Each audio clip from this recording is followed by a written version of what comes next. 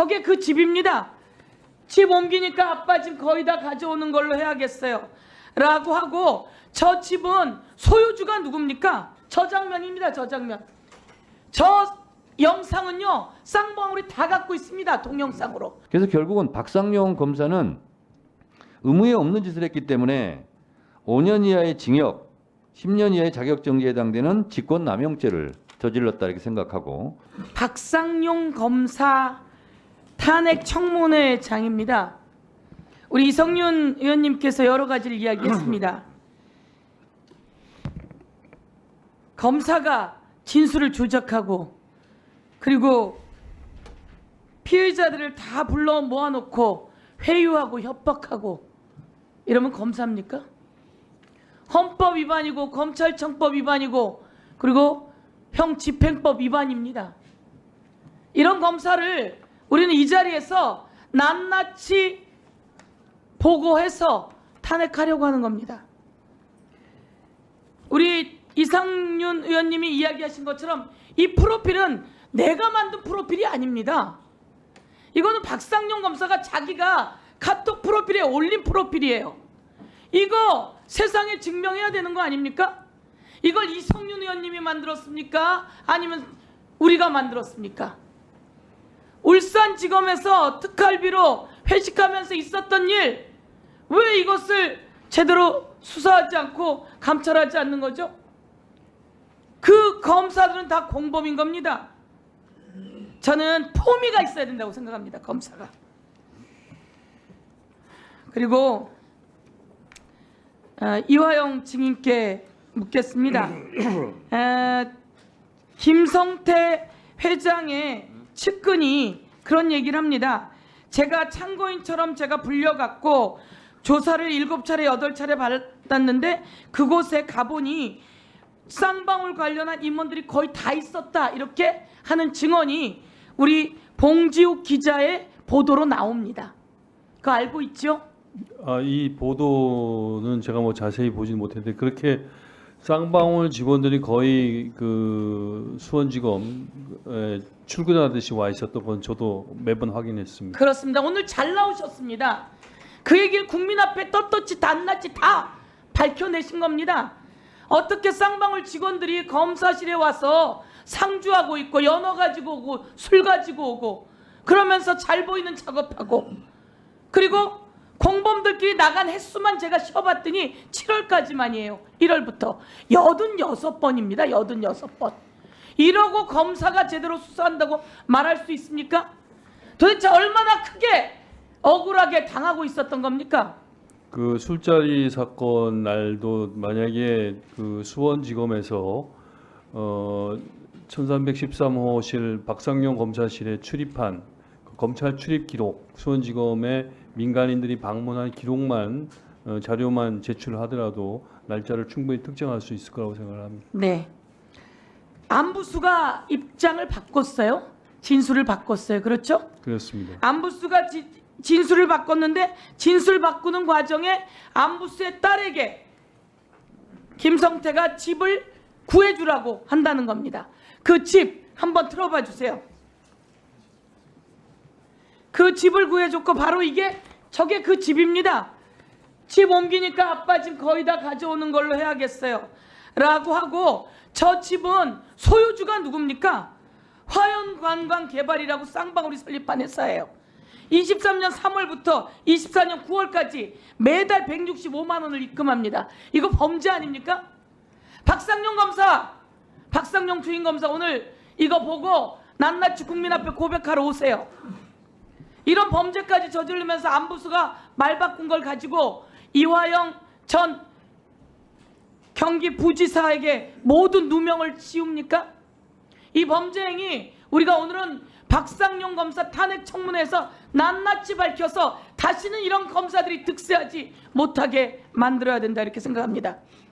그리고 리호남, 필리핀에 가서 리호남에게 돈을 70만 달러 주었다고 합니다. 리호남은 필리핀 그 아시아 회의에 있었습니까? 없었습니까? 없었습니다. 없었습니다. 그리고 그 장면 동영상 나옵니까? 그 김성태가 가서 북한 관계자들과 저 장면입니다. 저 장면. 저 영상은요, 쌍방울이 다 갖고 있습니다. 동영상으로. 제가 어제 다 봤어요. 거기에 리오남이 없어요. 그런데 리오남에게 돈을 주었다는 거예요. 박상용 주임검사는 리오남에게 어떻게 돈을 주었는지 이거 증명하세요. 그렇지 않으면 모든 내용은 다 탄핵되는 겁니다. 여러분 혹시 조국 그 사건 때 그거 기억나십니까? 처음에는 사모펀드로 시작했습니다. 코링크 PE, 웰스 TNT, 전멸기 뭐 이런 기억나실 겁니다.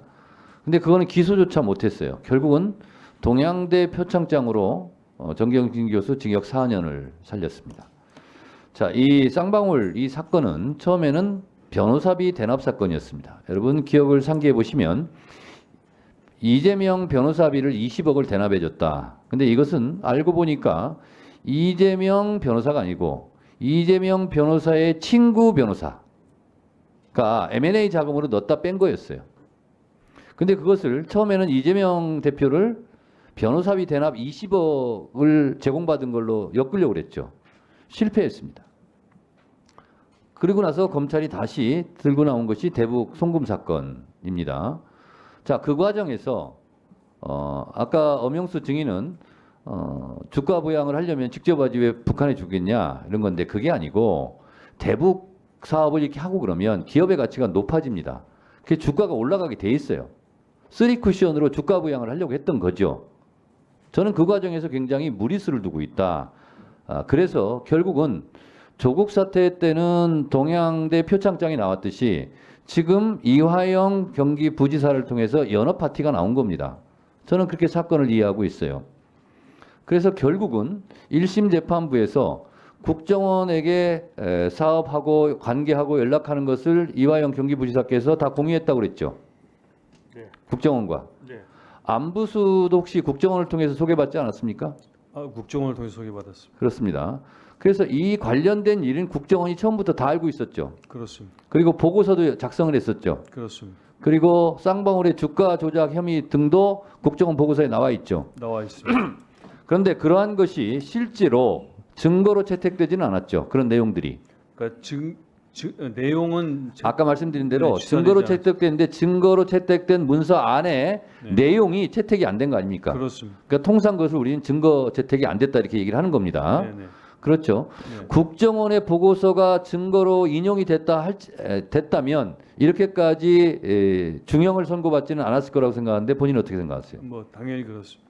그렇습니다. 어떻게 된 일인지 이상하게도 국정원에서 이화영 경기부지사의 진실을 밝힐 수 있는 그런 내용들은 다 배제됐어요. 인정하십니까? 그렇습니다. 네. 그러다 보니까 결국은 무리한 수사를 하게 되고 무리한 기소를 하게 되고 결국은 제가 봤을 때는 이것은 구형량 거래예요. 아까 제가 이화영 옥중 노트도 읽어드렸습니다만 쌍방울에 제기됐던 여러 가지 골프장 무슨 의혹까지 해서 결국은 그 수사 대상인데 그것이 지금 흐지부지 되고 있는 거죠. 그렇습니다. 네. 이거는 거래죠. 구형량 거래. 그리고 진술 회유 거래죠. 저는 그렇게 생각합니다. 그래서 결국은 검찰에 유리한 증거만 채택이 돼서 9년 6개월 실형을 받았는데 저는 2심에서는 이건 뒤집힐 거라고 생각하고 심지어 북한에게 800만 달러를 지급했다면 그러면 경기도에게 무슨 이익이 있었느냐는 봉지욱 기자의 지금 참고인 진술이 있었는데 아무런 경기도에는 혜택이 없어요. 그리고 이재명 대표가 방북이 된 것도 아니에요. 이재명 대표는 이런 사실을 알고 있지도 못했어요. 그러면서 무리하게 이재명 대표와 연관을 지어서 이화영 증인을 회유하려고 했던 것이 다 드러났습니다.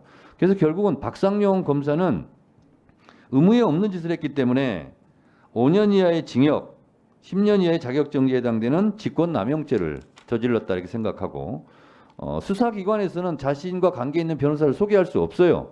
그래서 결국은 변호사법 제36조를 위반했습니다. 그리고 원래 공소제기 전에는 피의사실을 공표할 수 없는데 이것을 했습니다. 그래서 피의사실 공표 이 부분도 어겼습니다. 3년 이하의 징역, 5년 이하의 자격정지에 처한다. 이게 해당이 되고요. 그리고 저도 서울구치소에 있었습니다만 행정자 관리를 철저하게 했는데 그거를 하지 않았고 오히려 연어 파티를 했고 진술 조작 세미나를 했다는 것은 이것은 형집행법 위반입니다. 그래서 형의 집행 및 수용자의 처우에 관한 법률 제41조 위반을 위반했다 말씀드리는 것이고 역시 81조 분리수용을 위반했습니다. 그리고 실제로 우리 봉지욱 기자님 잠깐만 나와주세요. 자, 지금 국가보안법 위반 사항 아닙니까? 김성태 회장? 그들이 진술하는 것이 맞다면 해압통신 외환관리법 위반 아니겠어요?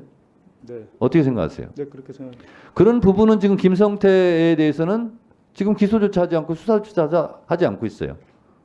그것도 그렇고 최근에 그 뉴탐사에서 공개된 그 쌍방울 옥상 파티 영상 거기서 이제 김태균 씨가 등장하는데 김태균 씨는 이 사건의 핵심 증인이고 1심 판결에서 김태균 씨가 낸 자료들이 증거로서 인정이 됐어요. 근데 그 자리에 함께 있었잖아요. 네.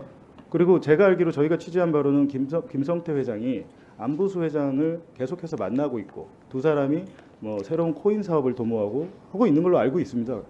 공범들끼리 수시로 연락하고 심지어는 영상까지 나왔는데도 아무런 조치를 하지 않고 있잖아요. 안부수 회장은 키르기스탄 어디 대학 가서 명예 박사학위까지 받았다는데 맞습니까?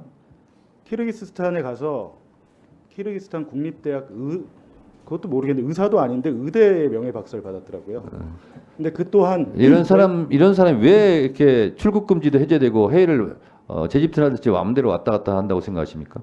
지금 그 하나 말씀드리면 안부수 회장이 그 아태평화교류협회 말고 다른 회사 하나를 더 운영을 했었는데 저희가 파악하기로는 한 7, 8억 정도 가량의 코인, 대북 코인을 발행했습니다. 그게 실제로 필리핀 마닐라에서 대북 코인 홍보 영상을 틀면서 경기도와 큰 갈등이 일어나게 되는데요. 안부수 회장이 계속해서 코인 사업을 하고 심지어는 그 어떻게 보면 사기 행위인데 사기 범죄에 대해서 검찰이 수사를 하지 않았습니다. 네. 그 또한 직무유기라고 할 수가 있겠네요. 이 영상을 본 네티즌들은 조작하면서 죄를 만들어내다니. 천벌받을 놈들. 이런 애들이 검사였다니 정말 놀랍다. 소설가로 직업을 바꿔야 할 듯하다. 이화영 부지사님 진실은 언젠가는 밝혀집니다. 이제까지 많은 고통과 시련이 있었음에도 잘 견뎌내주셔서 감사드립니다. 등의 반응을 보였습니다. 자, 그러면 지금부터 잠시만 주목해 주시기 바랍니다. 제가 구독자분들을 위해서 선물 하나를 준비했는데요. 제가 항상 여러분들께 드리는 말씀이 있습니다. 뉴스만 평소에 잘 챙겨보셔도 돈이 되고 돈을 벌 수 있다라고 말씀을 드렸는데요. 여러분들은 여기 보시는 삼성전자 뉴스를 보고 어떤 생각이 드세요? 아니면 정치인들의 뉴스, 날씨 뉴스를 보고는 어떤 생각이 드시나요? 그냥 뉴스만 보고 끝내는지 아니면 이 뉴스를 어떻게 이용할 수 있는지 이 부분을 고민하고 계시는지를 되물어보고 싶습니다. 그 이유가 뭐냐 하면 제가 지난번에 여러분들께 뭐라고 말씀을 드렸었죠? 지금은 반도체 섹터를 눈여겨보셔야 한다고 말씀드렸습니다. 그리고 나서 이런 썸네일들 뉴스를 통해서 많이 보셨을 겁니다. 반도체 내용이 이슈가 됐을 때 부자들은 어떻게 생각한다? 반도체 관련주들은 뭐가 있는지, 어떤 종목이 가장 좋은지, 어디에 투자해야 돈이 몰리는지 자연스럽게 생각한다고 제가 말씀을 드렸죠. 그 이유가 뭐냐 하면 부자들이 봤을 때는 이슈가 곧 돈으로 이어지고 그 이슈가 나에게 돈을 벌어준다는 경험적 확신이 있기 때문에 부자들은 항상 이런 사회적 이슈를 관심 있게 챙겨본다고 제가 말씀을 드렸습니다. 이번에도 마찬가지인데요. 제가 지난번에 시청자분들과 함께하는 주식으로 수익 내기 이벤트를 진행했었죠. 당연히 100% 무료로 진행을 했었고요. 여기 보시면 아시겠지만 제가 지난번에도 구독이라고 보내주신 모든 시청자분들께 반도체 관련주 중에 가장 크게 급등할 딱 한 종목, 많은 종목도 아니라 한미반도체 한 종목을 여러분들께 추천드렸어요. 그러면서 여기 나와 있는 대로 정확히 얼마에 매수해야 하는지 그리고 수익률이 어느 정도 나왔을 때 팔아야 하는지를 이런 부분들까지 여러분들에게 정확히 알려드렸었는데 지금 실제로 어떻게 되었다? 오른쪽을 보시면 아시겠지만 제가 지난번 문자 발송으로 이 한미 반도체를 소개해드리고 나서 실제로 이렇게 5배 이상 어마무시한 상승이 나왔습니다. 100만 원만 투자를 했어도 무려 500만 원이 넘는 수익금이 생긴 거죠. 그래서 당시에도 굉장히 많은 분들이 제가 드린 이 한미 반도체로 수익을 내실 수가 있으셨을 텐데요. 다시 한번 축하드린다고 말씀을 드리겠고 이번에도 마찬가지입니다. 앞으로도 2024년, 2025년 계속해서 기대해볼 섹터는 AI입니다. 그 중에서도 AI 반도체는 그 누구도 부정할 수 없는 미래 성장 산업입니다. 그러면 우리가 어떻게 생각해 볼 수 있을까요? AI 반도체 종목 중에 앞으로 크게 대장 역할을 하면서 10배 이상 급등할 수 있는 텐베고 종목을 지금부터 열심히 추적해야 한다는 겁니다. 큰 돈을 투자하지 않더라도 월급의 일부분 아주 소액이라도 이 종목을 모아가야 수백 %의 수익률을 손에 쥘 수 있는 것이죠. 지금 여러분이 보고 계시는 이 유튜브 또한 AI 반도체와 아주 밀접한 연관이 있고 반도체야말로 대한민국의 핵심 산업으로 앞으로 더더욱 시장은 성장할 수밖에 없습니다. 그렇기 때문에 제가 이번에도 뭘 보내드리고 있냐면 지난번과 똑같이 구독이라는 문자를 보내주시면 제가 AI 반도체 관련주 중에 앞으로 대장주 역할을 하면서 주가가 가장 크게 급등할 한 종목을 여러분들께 문자 발송으로 종목명과 사고 파는 시점을 모두 알려드릴 건데요. 그 문자를 받고 여러분들이 주식으로 돈 버는 연습을 한번 해보셨으면 좋겠고요. 혹시라도 나는 주식을 하지 않는다 하시는 분들은 주변에 주식하시는 지인분들에게 말씀을 해주셔도 되고요. 아니면 연세가 있으셔서 투자가 어렵다 하시는 분들은 이 종목을 자녀분들에게 한번 사봐라. 이걸로 한번 수익을 내봐라. 이렇게 조언을 해주실 수도 있는 거겠죠.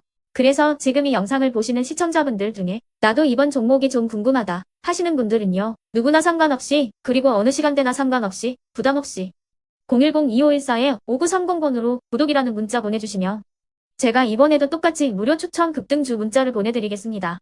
이해되시겠죠? 제 번호 010-2514-5930번으로 구독이라는 문자 보내주시면 여러분들이 직접 이슈를 통해서 돈 버는 연습을 해보실 수가 있는 거고 제가 돈을 받는 것도 아니고 투자를 대신해 드리는 것도 아니기 때문에 부담 없이 신청해 주시면 되는 겁니다. 그리고 수익이 나면 저는 다른 것은 하나도 바라지 않습니다. 제 채널에 구독, 좋아요 한 번씩만 눌러주시라 이렇게 다시 한번 말씀을 드리겠습니다.